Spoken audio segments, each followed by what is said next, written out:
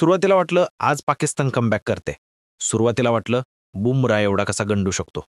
सुरुवातीला वाटलं यावेळी घासून होईल. मग पहिल्या इनिंगच्या त्या 8 ओव्हर्स पडल्या. मग एका सेलिब्रेशननं ठिणगी पेटवली आणि मग 2 जणांनी डाव घुमावला. अगदी सहज पाकिस्तानच्या अटॅकला टीम इंडियानं कसं उत्तर दिलं. सैफजादा फरहान केलेला नाद अभिषेक शर्माने शुभमन गिलमुळे कसा वाया गेला आणि भारतानं पुन्हा एकदा सहज मॅच कशी मारली पाहूयात या व्हिडिओमधून. नमस्कार, मी कुंटन आणि तुम्ही पाहताय टाइम मोटिवेशन 6. भारतीय चाहत्यांचं लक्ष टीम इंडिया टॉस जिंकणार का याकडे होतं आणि त्याचवेळी पाकिस्तानी चाहत्यांचं लक्ष होतं हँडशेककडं. अपेक्षेप्रमाणे भारतीय कॅप्टन सूर्यकुमार यादवनं हँडशेक केला नाही. त्यात पीसीबीनं ज्या मॅच रेफरींबद्दल तक्रार केली तेच अँडी पायक्रॉफ्ट मॅच रेफरी होते. पण यावेळी पाकिस्ताननं बॅटमधून उत्तर द्यायचं ठरवलं होतं.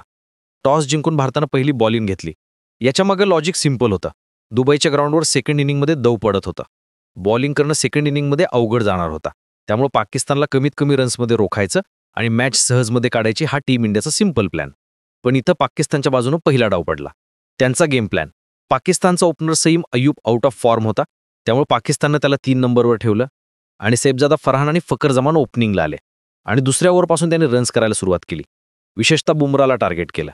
फकर जमान तिसऱ्या ओव्हरला आऊट झाला असला तरी अय्यूब आणि फरहाननं अटॅक करणं थांबवलं नाही. पॉवर प्लेमध्ये पाकिस्तानचा स्कोर 55 रन्स होता. 9च्या रन रेटनं पाकिस्तानची बॅटिंग सुरू होती.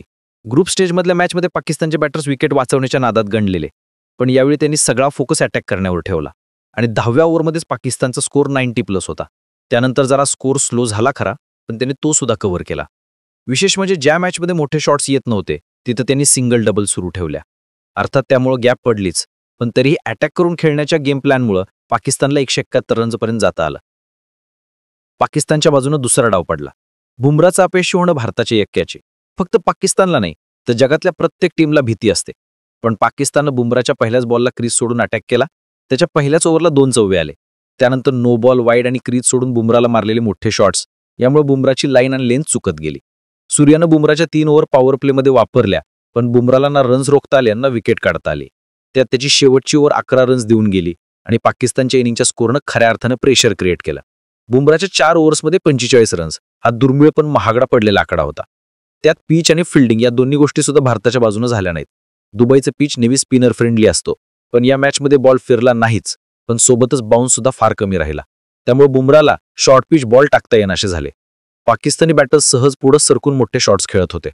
बॉल कमी फिरत असल्यानं अक्षर पटेलला एकच ओव्हर देऊन थांबवावं लागलं, पण तो कोटा शुभम दुबेने भरून काढला. स्पिनर्स चालले नसले तरी त्यांनी लय रन्स पण दिले नाहीत आणि मुळात पाकिस्तानला लय रन्स करता आले कारण टीम इंडियानं कॅच सोडले. पहिल्याच ओव्हरमध्ये अभिषेक शर्मानं सैफजादा फरहानचा कॅच सोडला. त्यानं पुढे जाऊन 58 रन्स मारले. त्यानंतर कुलदीप यादवनं अय्यूबचा कॅच सोडला. त्यानं पुढे जाऊन 21 रन्स मारले. अभिषेककडून बाउंड्री लाईनवर आणखी एक अवघड कॅच सुटला, तर स्लॉग ओव्हर्समध्ये गिलकडून कॅच सुटला. अभिषेककडून 2 कॅच सुटले होते, पण जेव्हा अय्यूबचा कॅच उडाला तेव्हा हा आपला कॅच असल्याचा कॉल देण्यापासून पुढे डाईव्ह टाकून तो कॅच घेण्यापर्यंत अभिषेकनं कमबॅक केलं. ज्या पद्धतीनं पाकिस्ताननं पहिल्या 9 ओव्हर्स खेळल्या ते बघता त्यांचा स्कोर 190च्या टप्प्यात होता. पण 9.3 ते 17 या जवळपास 8 ओव्हरच्या पॅचमध्ये पाकिस्तानला बाउंड्रीज मारता आल्या 0. हाच ब्रेक गेम चेंजर होता. पाकिस्ताननं भारताविरुद्धचा हाय स्कोर लावला असला तरी तो पुरेसा 100% नव्हता. त्यांनी गोल्डन चान्स घालवला होता. हा बाउंड्रीलेस पॅच मॅचमधला मोठा टर्निंग पॉईंट होता. पाकिस्तानच्या बाजूने कितीही डाव पडले असले तरीही आजभरचा हायेस्ट स्कोर, टीम इंडियाचा प्राईम बॉलर फेल जाणं, या गोष्टी पाकिस्तानच्या पथ्यावर पडल्या होत्या. पण त्यांचा हा फॉर्म किल झाला तो पहिल्याच बॉलला. शाहीनशाह आफ्रिदीनं शॉर्ट बॉलचा ऑप्शन निवडला आणि अभिषेक शर्माने क्रीजमध्ये आत थांबून 6 खेचला. त्यानंतर शाहीननं कमबॅक केला खरा, पण तरी 9 रन्स येणं हा चांगला स्टार्ट होता. त्यानंतर गिल आणि अभिषेक शर्मा या दोघांनी पाकिस्तानच्या एकाही बॉलरला सुट्टी दिली नाही. त्यातही शाहीनशाह आफ्रिदी हे मेन टार्गेट ठेवलं. पिचमधून जशी भारतीय स्पिनर्स साथ मिळाली नाही तशीच ती पाकिस्तानी स्पिनर्सलाही मिळाली नाही. पण ज्या पद्धतीनं अभिषेक आणि गिल बॅटिंग करत होते ते बघताही साथ मिळाली असती तरी फार फरक पडला नसता. या दोघांनी पॉवर प्लेमध्ये टीम इंडियाचा स्कोर 69 रन्सवर नेला होता. दोन्ही बाजूंनी फक्त तोडफोड सुरू होती. त्यातही ही जोडी ठरवून मारत होती. अभिषेक ओव्हरच्या सुरुवातीला बाउंड्री मारायचा तर गिल ओव्हरच्या शेवटी. दोघांपैकी एकानं 4 मारली तरी स्ट्राईक रोटेट करण्याच्या भानगडीमध्ये पडायचंच नाहीत. एका मागोमागे एक दुसरी 4 येत राहायचे. शुभमन गिलने टेक्स्टबुक शॉट खेळले, रिव्हर्स स्वीप खेळला, पण त्याने शाहीनला बसून मारलेला कव्हर ड्राईव्ह कव्हर होता. तर अभिषेक हवेतून मॉन्स्किट शॉट खेळला, पण तो पाकिस्तानी बॉलर्सला चान्सेस देतच नव्हता. त्यातही पाकिस्तानी पेसर्स तर अभिषेकसमोर सपशील गणलेले. शुभमन आणि अभिषेकनं पहिल्या विकेटसाठी 9.5 ओव्हर्समध्ये 105 रन्स केले. पण 9व्या ओव्हरपासून बाउंड्री येणं थांबलं. प्रेशर बिल्ट होत गेलं आणि त्यातच शुभमन गिल आऊट झाला. कॅप्टन सूर्यानं पहिल्या बॉलपासून मारायचा ट्राय केला. तो फसला आणि सूर्या शून्यावर गेला. न येणारी बाउंड्री आणि त्यात 2 विकेट जाणं यामुळे प्रेशर बिल्ड झालेलं. हेच प्रेशर अभिषेकनं एकाच ओव्हरमध्ये 2 फोर मारत रिलीज केला. त्यानंतर आभारला 6 खेचला आणि पुढच्याच बॉलला अभिषेक आऊट झाला. 39 बॉलमध्ये 74 रन्स हा खतरनाक परफॉर्मन्स होता. अभिषेकनं मॅच फिरवायचं काम इथेच केलं होतं.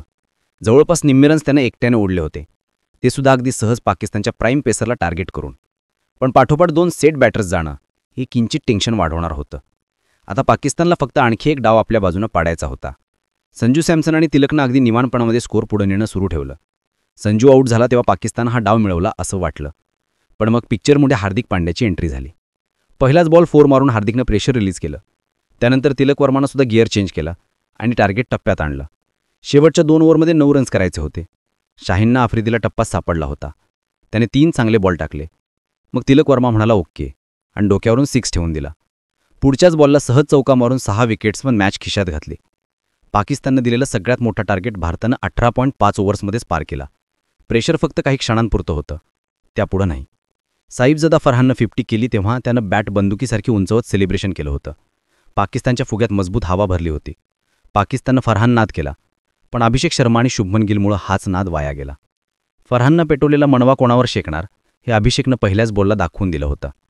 पाकिस्तानच्या गेम प्लॅनला कुरापतीनं हे अभिषेक शर्माच्या माइंडसेटनं दिलेलं उत्तर होतं. अगदी थाट्यात फरहानची सेलिब्रेशन आणि भारतीय टीमनं दिलेलं प्रत्युत्तर.